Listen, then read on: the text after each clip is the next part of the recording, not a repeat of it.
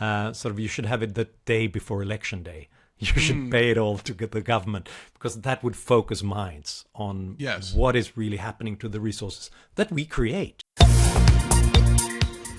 But I would like to end this interview with a segment that I call Silly Questions. Now, these have no relevance to anything other than to allow people to get a better sense of who Johan Norberg is as a person. So I'm going to throw them out to you again. No right or wrong questions.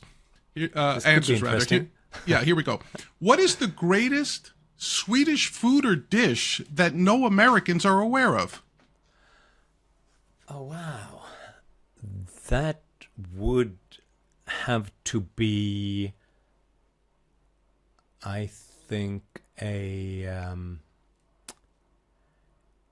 herring, preserved herring, which is then cold and but spiced up in various ways and served with potato. This is something that we always have at important traditions, at Christmas time, midsummers, and so on, and often like 15 different versions of this. It sounds awful, but it's something once you've tried it, you can't go without it. Excellent. What's it called? What's the name of the dish? We just call it herring. Oh, okay. we just say herring, but then it comes in all these different strange varieties. Fair enough. I didn't know if it was a particular dish, but so cold preserved spicy herring. Okay, I would try that. Who is the economist that you would estimate has been responsible for the most misery of people on the planet? Wow, that's such a great question. The most misery. I'm such an optimistic guy, so I tend to think of all the good economists out there. I'm running names through my head, sort of, because Keynes hasn't been that awful.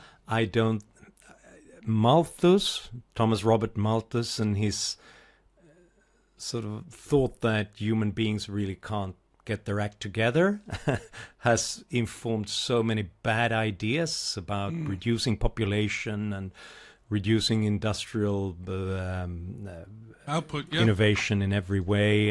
So he might be one of them, but it might just be that people used him for their own purposes.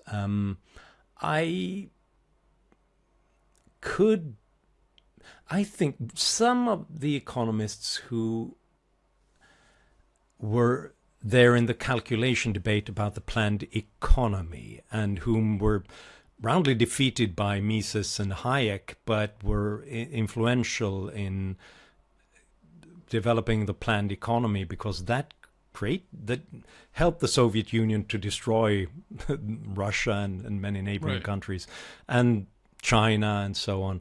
But whom do I mention? No, the one economist, it's not, I don't have one name, but I would mention the German military staff during the First World War, because they were the first one who really tried to control and command an industrial economy. Wow, and they gave Lenin the idea that, wow, this can actually be done, because the reactionary Germans have done it. So let's try over here. They created so much misery in every way, and not just sort of economically. So they should be I should have a name, but I don't know. Yeah, and actually that situation that you just described probably was one of the main factors for World War II and the rise of fascism in Germany, was the hyperinflation and the devalue. It just led to greater misery of the people, made them ripe for that sort of ideology as well. So that's an interesting answer. Exactly.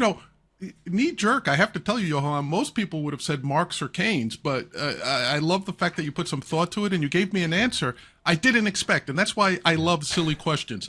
You know what? I don't consider Marx an economist. He's like, well, to the extent that others of course do, he perhaps. was. Yeah, but, yeah. None of his economic concepts are really taken seriously. It's all about the rest of the socio-political stuff. aspect of the rest. Yeah. Do you have a secret talent that has nothing to do with economics or history?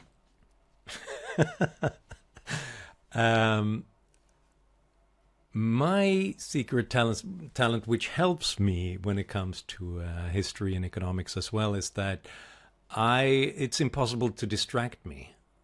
Oh. I think that's my superpower if I have one. Okay. It's the fact that anyone can interrupt me. My kids and the cats and my wife can enter here and talk about anything for 15 minutes while I'm writing my script, and I can go straight back into the script. If I've got 2 minutes at a cafe, I can sort of start writing on my next book instantly. I don't need this sort of the start up or wait for the inspiration or what have you. It might be a mutation or something. So it's that but it's it that helps me to get things done. It's that hyper focus of the Swedes that we were talking about, like that ability Right. to just focus. So that's great. Could be. I don't waste time with social interaction. That might be it. I hope I'm not wasting your time socially right now, but no, that's a great answer. Okay.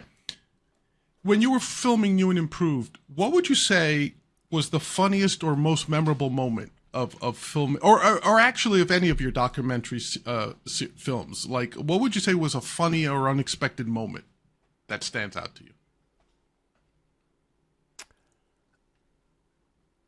I mean, there were great things in the scripts and in the conversation with the team and so on. But if I were to mention the funniest and the most bizarre incident was when we were doing a sort of revisiting Milton Friedman's Free to Choose. So revisiting some of these places in Hong Kong and around the world. What happened was that we were standing there at a street in Hong Kong talking about what Milton talked about there. What's this? 30 years, 35 years earlier. And then suddenly my director, he sort of interrupts me. It was sort of he's doing something with his camera. He's both sort of cameraman and director. Jim Taylor, great guy, is both sort of a professional and sort of an ideas man who's very engaged with these ideas. He just turns the camera around and sort of, I'm sorry, but this guy over here, I recognize him. I know who that is. Oh. And we interrupt, and he says, he was in Milton's original Free to Choose series. He was wow. here on the, and he looked at the original footage, and at the back of something Milton was saying at that time was a sort of a local metal worker banging on a pot or something like that, sort of sitting there without shoes and sort of trying to create something of commercial value. And Milton talks about they're building capitalism over here. And Jim then, my director cameraman, he's recognized him in the crowd at a stables over there, doing much better business now, much greater. 35 years later, which tells you something about Jim's perception, his professionalism, but also this amazing coincidence that we found him so we could interview him and talk about what's happened since. Yeah, that's incredible. Even your Jim's ability to recognize someone 30, 35 years after the fact, just that their face may have changed or their circumstance. I don't recognize people the day after, so yeah, I'm incredibly impressed. I'm with you on that. Wow, that's incredible. Okay, last question. What is the one policy that an American president could enact on day one of his or her administration that would have the greatest positive economic impact on the U.S.? Wow, day one. I guess I'm not much of a constitutional scholar. I don't know what they could enact. Yes, let's skip the legality. Yeah, let's skip the legality. Right. But let's assume that you had the ability to enact something. Yeah. What would that be?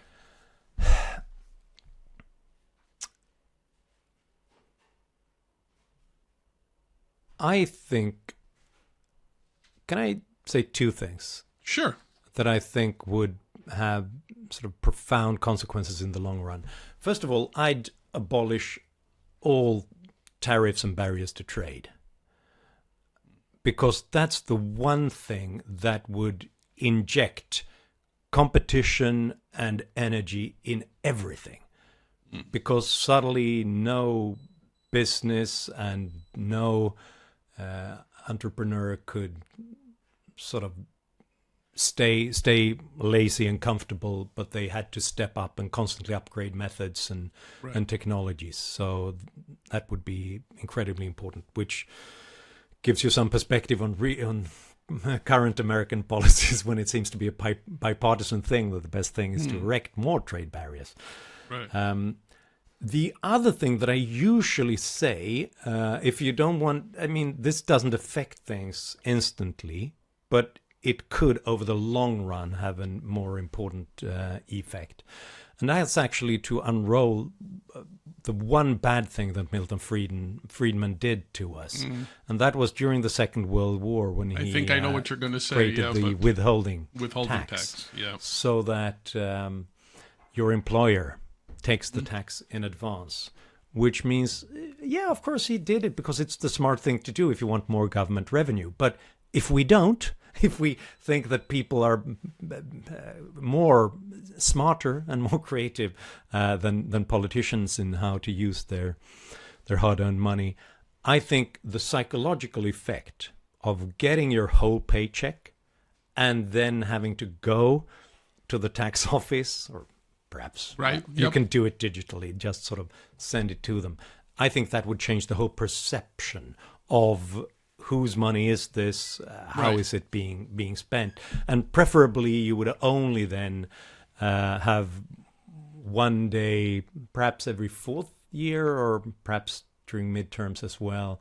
Sort of, you should have it the day before election day. You should pay it all to get the government, because that would focus minds on what is really happening to the resources that we create. Right.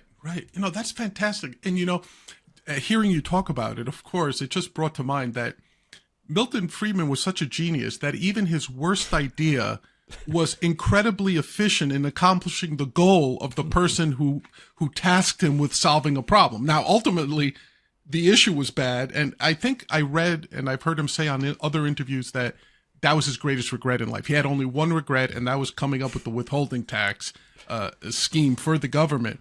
But I think it's ironic that even his worst idea was incredibly efficient. That's a great point. And to give him some slack, this is it's during the Second World War. Right. We're defeating Nazis. I mean, if you're going to do one big mistake, at least do it to defeat the Nazis. Okay? Yeah, if you're going to be a Keynesian, at least do it to beat the Nazis. Gotcha.